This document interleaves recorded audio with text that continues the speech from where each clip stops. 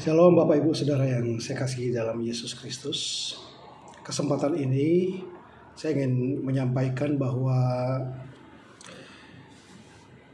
masih dalam suasana situasi pandemi di mana kita sebagai anggota gereja kita belum bisa mengadakan ibadah tatap muka atau ibadah onsite seperti yang kemarin-kemarin, karena memang kita terkendala dengan hal tersebut.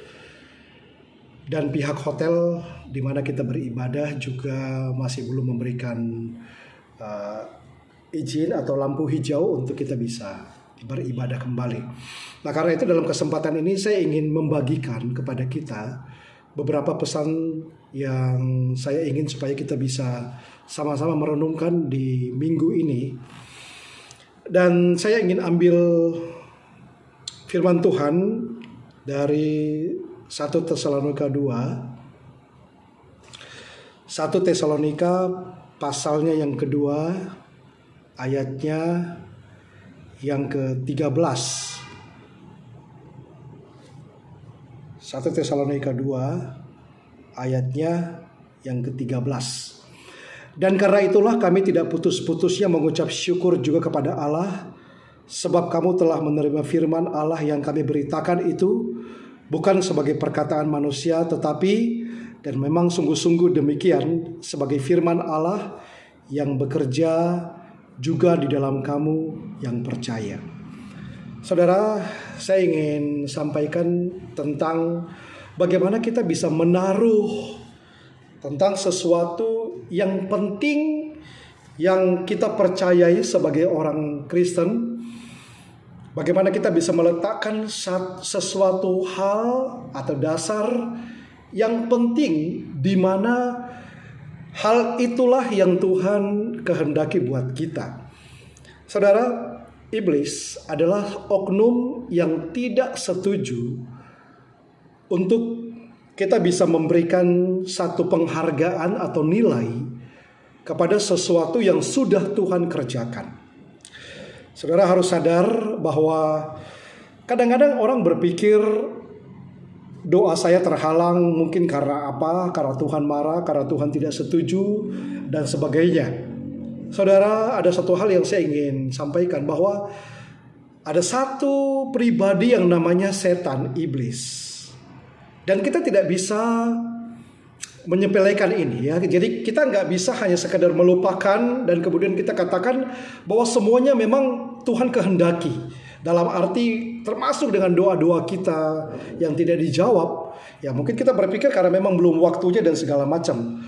Padahal saudaraku, iblis atau setan bermain sedemikian rupa sehingga dia membuat segala sesuatu yang kita doakan atau yang Tuhan berikan kepada kita yang harusnya kita terima, tidak bisa kita terima. Dan itulah yang iblis kehendaki dalam hidup kita. Saudara, misalnya kita menerima firman. Kita dengar firman dari seorang hamba Tuhan atau yang kita baca. Firman itu adalah firman yang membuat kita bisa mendapatkan sukacita kedamaian dalam hidup kita, saudara. Dan begitu banyak benefit atau keuntungan-keuntungan lain. Tapi saudaraku, iblis dia tidak tinggal diam dan dia akan berusaha untuk merampas. Dia akan berusaha untuk membatalkan. Dia akan berusaha untuk menghentikan janji-janji Tuhan dalam hidup kita. Sehingga kita tidak akan bisa menerima yang terbaik daripada Tuhan. Dan itu dikerjakan setan melalui orang lain, melalui pasangan saudara, melalui orang-orang dekat dengan kita, melalui pekerjaan kita. Dan iblis akan berusaha untuk merebut nilai yang tinggi yang Tuhan berikan kepada kita supaya kita tidak bisa menerimanya. Dan itu sebabnya saudara, dalam kesempatan ini saya ingin sampaikan bahwa kita tidak bisa hanya bertahan dan kemudian hanya melihat bahwa apa yang Tuhan ingin lakukan dalam hidup kita ya tidak sampai dan segala macam. Nah saudara yang saya kasihi dalam Yesus, hari ini saya ingin sampaikan kepada kita bahwa di dalam pengiringan kita akan Tuhan, saudara, Ada hal-hal baik yang Tuhan sebetulnya sudah rencanakan dalam hidup kita. Di situasi-situasi sekarang seperti pandemi, situasi yang tidak menguntungkan kita mungkin secara ekonomi, dan keadaan-keadaan yang benar-benar membuat kita semuanya bisa terancam dalam ketakutan kita dan segala macam. Dan saudaraku, saya ingin katakan kepada kita hari ini adalah mari kita alihkan semua fokus kita kepada semua yang sedang terjadi. Dan saya menganjurkan kepada jemaat, kepada saudaraku, untuk yuk mari kita arahkan atau memberikan perhatian dan nilai kepada apa yang pantas untuk kita taruh di sana.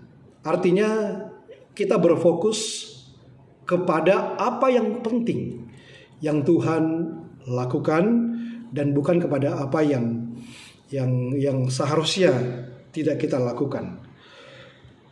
Saudara, di dalam Ibrani pasal 12 ayat 1 dan 2 dikatakan, karena kita punya banyak saksi bagaikan awan yang mengelilingi kita, marilah kita menanggalkan semua beban dan dosa yang begitu merintangi kita, dan berlomba dengan tekun dalam perlombaan yang diwajibkan bagi kita. Marilah kita melakukannya dengan mata yang tertuju kepada Yesus yang memimpin kita dalam iman dan yang membawa iman kita itu kepada kesempurnaan, yang dengan mengabaikan kehinaan tekun memikul salib ganti sukacita yang disediakan bagi Dia yang sekarang duduk di sebelah kanan tahta Allah. Kalau tadi saudara baca di sini ada kata mengabaikan, yaitu di dalam ayat yang kedua, dan yang membawa iman kita itu kepada kesempurnaan, yang dengan mengabaikan kehinaan tekun memikul salib ganti sukacita yang disediakan bagi Dia. Saudara, kata mengabaikan kehinaan, saya ingin garis bawahi kata ini. Di dalam bahasa Yunani, kata mengabaikan itu sama dengan arti kata tidak menghargai. Dan itu berarti lawan kata dari menghargai, memuliakan, mengagungkan, memberikan nilai, menjunjung. Ya. Dikatakan di sini, saudara perhatikan. Marilah kita melakukannya dengan mata yang tertuju kepada Yesus yang memimpin kita dalam iman. Dan ya, Yesus tadi memimpin kita kepada iman, dalam iman, dan yang membawa iman kita itu kepada kesempurnaan. Ya, kata-kata yang saya bisa tambahkan atau mungkin dengan bahasa yang lebih umum, bahkan Yesus sendiri mengabaikan kehinaan dan tekun memikul salib daripada sukacita yang harusnya dia bisa dapatkan. Dengan kata lain, saudara, Yesus mengambil jalan, atau Yesus memilih untuk, saudaraku, melalui jalan kehinaan, ya, mengabaikan kehinaan. Jadi Yesus mengabaikan kehinaan yang berhubungan dengan penyaliban Yesus sendiri. Yesus mengabaikan itu, saudara, dan dia memandang salib, ya.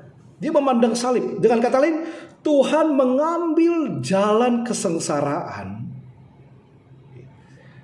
Dia mengambil jalan kesengsaraan, mengabaikan sukacita yang harusnya dia dapatkan. Ya, dia mengabaikan semuanya dan dia melalui satu penghinaan. Jalan-jalan yang mungkin merugikan dirinya, bahkan penderitaannya.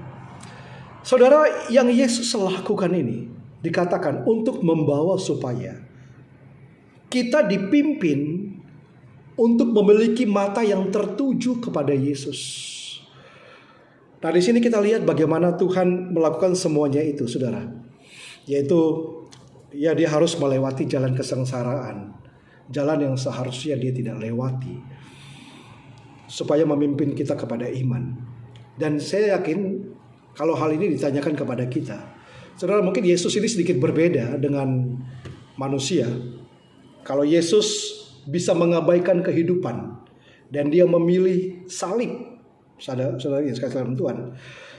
Seperti di dalam kitab Filipi pasal 2 ayat 5 sampai ayatnya yang ke-8. Filipi 2 ayat 5. Hendaklah kamu dalam hidupmu bersama menaruh pikiran dan perasaan yang terdapat juga dalam Kristus Yesus, yang walaupun dalam rupa Allah tidak menganggap kesetaraan dengan Allah itu sebagai milik yang harus dipertahankan, melainkan telah mengosongkan dirinya sendiri dan mengambil rupa seorang hamba dan menjadi sama dengan manusia. Dan dalam keadaan sebagai manusia, dia telah merendahkan dirinya dan taat sampai mati di kayu salib. Ini yang saya sebut jalan penderitaan, jalan kesengsaraan yang Yesus lalui. Saudara, dia memandang segala sesuatunya, saudaraku, dan dia harus melewati semuanya. Berbeda dengan sesuatu yang memang yang pantas dia terima. Bapak Ibu, saya ingin jelaskan kepada kita hal ini dan saya ingin menggarisbawahi arti penting bagaimana Yesus mengabaikan dirinya sendiri. Dia harus melewati jalan penderitaan karena panggilan Tuhan itu adalah sesuatu yang begitu mulia dan bernilai amat sangat penting dalam hidupnya. Dan itu harus dia lewati walaupun melewati penderitaan dan kesengsaraan yang tidak harus dia tanggung. Atau dengan kata lain, dia mengambil semua jalan tersebut walaupun dia tidak harus menanggungnya. Nah, ada satu sifat Tuhan yang kita harus ketahui, yaitu saudara, Tuhan sendiri bukanlah pribadi yang suka berubah-ubah atau mudah berubah-ubah. Dia bukanlah Tuhan yang memberi dan kemudian dia bisa menarik kembali apa yang sudah dia berikan. Waktu saudara dan saya dilahirkan kembali, maka saudaraku, Tuhan memberikan kepada kita sesuatu yang baik. Dia berikan fasilitas untuk kita dibebaskan.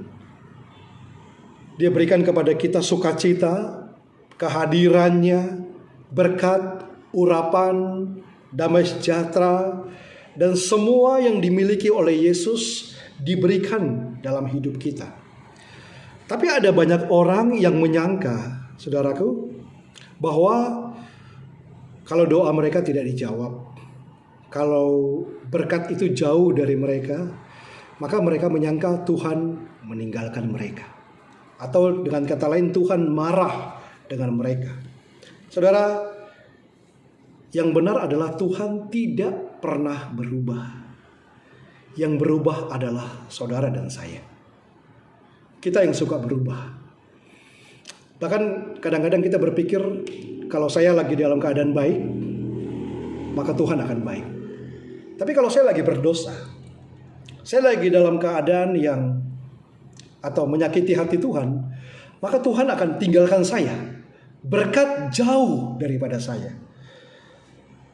Saudara, saya ingin katakan bahwa ini salah. Tidak ada yang berubah dari Tuhan, walaupun saudara benar atau saudara dalam masalah, atau saudara sedang menyakiti hati Tuhan. Tuhan tidak tinggalkan saudara, tapi saudara yang menjauh dari Tuhan.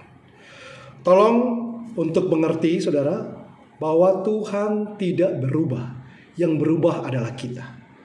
Kasih Tuhan perfect, sempurna, dan tidak ada kesan di mana Tuhan itu istilahnya seperti colokan, bisa keluar masuk kapanpun diperlukan. Tuhan akan selalu mengasihi kita. Kita adalah anaknya, dan pantas kita memanggil dia Bapa. Artinya kita punya hubungan. Ada hubungan bapa dan anak. Kalau saudara ngerti ini, saudara mungkin bisa melihat bagaimana Tuhan atau Bapa kita memperlakukan kita. Waktu kita benar, Bapa kita senang, ayah kita senang. Tapi pada waktu kita membuat masalah dengan Papa kita, apakah itu berarti besok saudara bukan lagi jadi anaknya? Kan tidak, saudara. Kalau saudara buat salah kepada orang tua, itu bukan berarti bahwa besok saudara tidak lagi jadi anaknya dan dia tidak lagi jadi bapak saudara. Dia tetap menghargai saudara dan tetap menjadikan saudara sebagai anaknya, terlepas dari apapun yang terjadi, saudara. Ingat, kita adalah anak dan dia adalah bapak kita. Karena itu saya ingin saudara menaruh kepercayaan, menaruh pengertian yang penting ini, bahwa saudara, apa yang Tuhan sudah lakukan dalam hidup kita itu sudah sedemikian begitu ajaib dan luar biasanya. Nah, taruh perhatian pada hal-hal yang penting ini. Jangan taruh perhatian kepada apa yang sedang saudara dengar sekarang, atau terpengaruh dengan apa yang saudara dengar dari orang lain. Bapak Ibu, apa yang Paulus katakan ini benar-benar harus kita renungkan. Filipi pasal 3 ayat 7-8 dia katakan begini. Tapi apa yang dahulu merupakan keuntungan bagiku, sekarang kuanggap rugi karena Kristus. Malahan segala sesuatu kuanggap rugi karena pengenalan akan Kristus Yesus Tuhanku lebih mulia daripada semuanya. Oleh karena dialah aku telah melepaskan semuanya itu dan menganggapnya sampah, supaya aku memperoleh Kristus. Bapak Ibu, Paulus melakukan hal yang sama seperti yang Yesus lakukan. Paulus meletakkan nilai pada pengenalan akan Kristus, pengenalan akan Yesus, pengenalan akan ketuhanan Kristus yang ajaib. Saudara, ini penting. Taruhlah nilai yang penting kepada pribadi yang namanya Yesus. Taruh perhatian atau nilai yang penting pada penebusan Yesus, korban Yesus, apa yang dia lakukan. Dan abaikan segala hal lain yang Paulus katakan seolah-olah itu semuanya adalah sampah. Pengenalan di luar akan Kristus adalah pengenalan yang sampah. Ibarat itu sampah. Saudara, ini pernyataan yang begitu kuat. Bahkan ketika Paulus menulis surat ini, saudara, ini situasi Paulus lagi tidak baik. Paulus lagi sedang berada di dalam penjara. Dan Paulus menuliskan ada kata-kata sukacita, bersukacita, dan bersukacitalah. Ada 17 kali Paulus mengatakan ini hanya dalam 4 pasal. Apa artinya? Saudara, Paulus memuji Allah dan bersukacita dari balik penjara. Lihat bagaimana Paulus menaruh nilai penting kepada apa yang dia percayai. Seandainya kita ada dalam penjara malam hari ini, apakah saudara bisa bersukacita seperti Paulus? Mungkin tidak. Mungkin ini hal yang sangat berat yang harus kita lalui. Mungkin kita akan menyangkal, atau mungkin kita tidak akan menaruh perhatian kita. Mungkin kita akan mengeluh sepanjang malam, bersungut-sungut dan tidak bersyukur. Kita akan marah, saudaraku. Dan mungkin inilah yang menjadi sifat kita. Bagaimana kita mudah tersinggung dan marah terhadap apa yang mungkin orang lain lakukan kepada kita. Tapi belajar dari Paulus, dia taruh kepercayaan dan nilai penting kepada apa yang harus dia lakukan. Ada satu kata-kata yang dikatakan begini. Ada istilah, kalau saudara membungkus diri saudara dalam diri saudara, ya. Sekali lagi, kalau saudara membungkus diri saudara dalam diri saudara, ya, seperti sebuah paket, maka ini hanyalah sebuah paket yang sangat kecil. Jadi kalau saudara membungkus yang isinya adalah diri saudara, maka paket ini bukan paket yang bernilai. Itu hanyalah paket yang sangat kecil. Saudara, apa yang terjadi dalam hidup kita itu adalah sesuatu yang sangat-sangat kecil dibanding dengan apa yang Tuhan taruh dalam hidup kita. Nah, saya ingin katakan ini supaya saudara mulai taruh fokus pada hal penting yang Tuhan juga lakukan. Filipi pasal 1 ayat 21 berkata, karena bagiku hidup adalah Kristus dan mati adalah keuntungan. Ini yang Paulus katakan. Jadi jika aku harus hidup di dunia ini, itu berarti bagiku bekerja memberi buah. Aku didesak dari dua pihak. Aku ingin pergi dan diam bersama-sama dengan Kristus. Itu memang jauh lebih baik. Tapi lebih perlu untuk tinggal di dunia ini karena kamu. Dan dalam keyakinan ini, taulah aku akan tinggal dan akan bersama-sama lagi dengan kamu, supaya kamu makin maju dan bersukacita dalam iman, sehingga kemegahanmu dalam Kristus Yesus makin bertambah karena aku, apabila aku kembali kepada kamu. Bapak Ibu, Paulus sendiri bergumul, apakah dia akan tetap ada di sini atau dia balik ke surga. Tapi Paulus menganggap bahwa hidupnya di dunia ini adalah sebagai sesuatu hal yang sangat penting, karena dia meletakkan nilai kepada apa yang sudah Kristus letakkan dalam hidupnya. Saudara, ini penting sekali untuk kita bisa menghadapi zaman ini dan menghadapi situasi-situasi yang kita hadapi ke depan. Biarlah semuanya terjadi. Saudara tidak usah fokus dengan berita-berita, dengan kabar-kabar, atau dengan segala sesuatu yang mungkin bisa melemahkan iman atau membuat fokus kepada Tuhan itu berpaling. Saya ingat satu cerita sebelum saya tutup. 3 orang astronot yang pertama kali mendarat di bulan, salah seorang menceritakan begini. Setiap 4 menit, ya, setiap 4 menit selama 10 menit. Jadi dalam 10 menit itu dalam 10 menit, ya. Artinya gini, maksudnya mereka melakukan, ya. Jadi pesawat astronot itu, ya, tiap 4 menit, ya, mereka setting dan membuat pesawat itu tidak berlari terlalu jauh atau tetap harus kepada titik di mana letak pendaratan mereka nanti di bulan.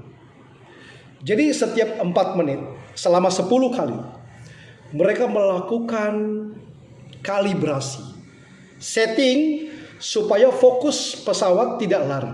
Saudara tahu, begitu sampai di bulan, apakah mereka sampai di titik yang dimaksud? Mereka sampai di bulan.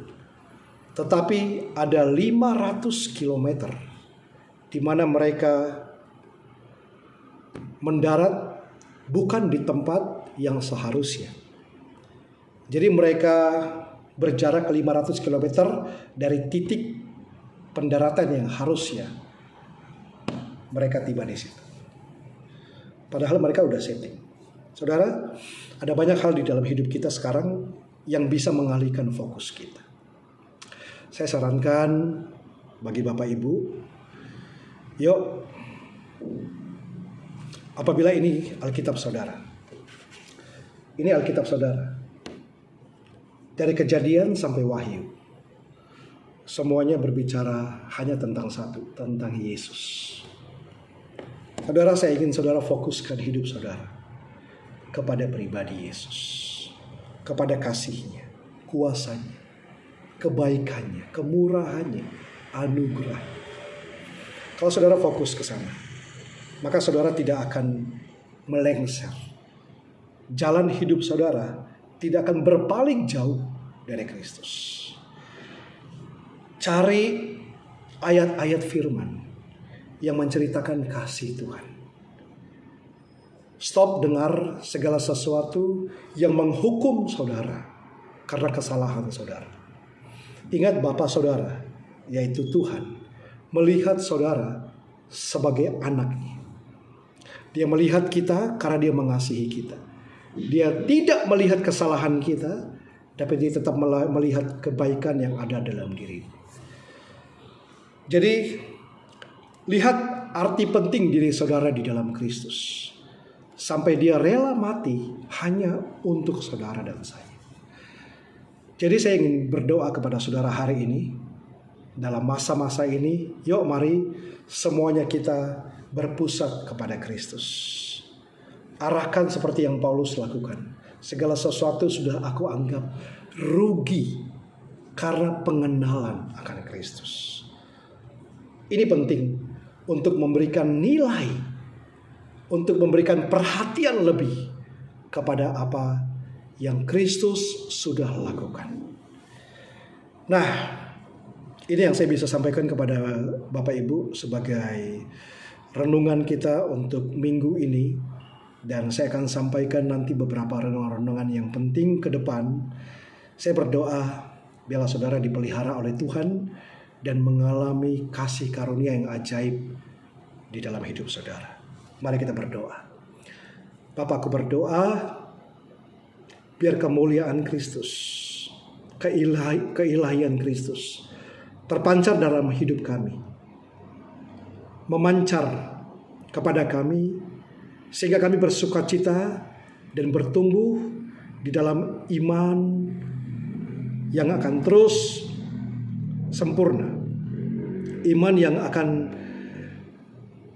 terus kami jalani. Iman kepada Yesus yang tidak akan membuat kami gampang untuk berpaling dari Kristus. Biarlah mata kami tertuju kepada Tuhan. Biarlah perhatian kami hanya kepada Yesus, kepada pengorbananmu, kepada salibmu, kepada darahmu yang mahal, kepada perbuatanmu yang begitu ajaib, kepada kehendak Allah. Sama seperti Yesus yang sudah memberikan nilai penting kepada panggilan Tuhan dalam hidupnya untuk tetap menjalankan rencana Tuhan walaupun penderitaan, kesengsaraan itu yang dia lalui. Biarlah kami juga mengabaikan semua hal yang tidak berhubungan dengan Kristus dalam hidup kami.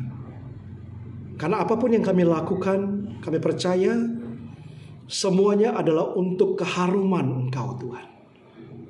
Terima kasih buat pribadimu yang ajaib yang mengasihi kami. Terlepas daripada kesalahan kami atau apapun yang kami lakukan. Terima kasih Tuhan Yesus. Biarlah kami tetap percaya kepada panggilan Kristus dalam hidup kami. Kepada perhatian Yesus bagi kami yang begitu ajaib tidak bisa kami balas. Dan biarlah hanya keilahian, ketuhanan, keharuman Kristus yang hidup dalam hidup kami. Aku berdoa untuk setiap kami Tuhan. Perlindungan yang ajaib, kesehatan, kekuatan, keamanan, berkat, sukacita dan sejahtera menyertai kami Tuhan di hari ini. Dan seterusnya kami menikmati persekutuan kami dengan Bapa. Terima kasih Tuhan. Dalam nama Yesus kami berdoa dan kami mengucap syukur. Bersama-sama katakan amin. Tuhan Yesus memberkati kita semuanya.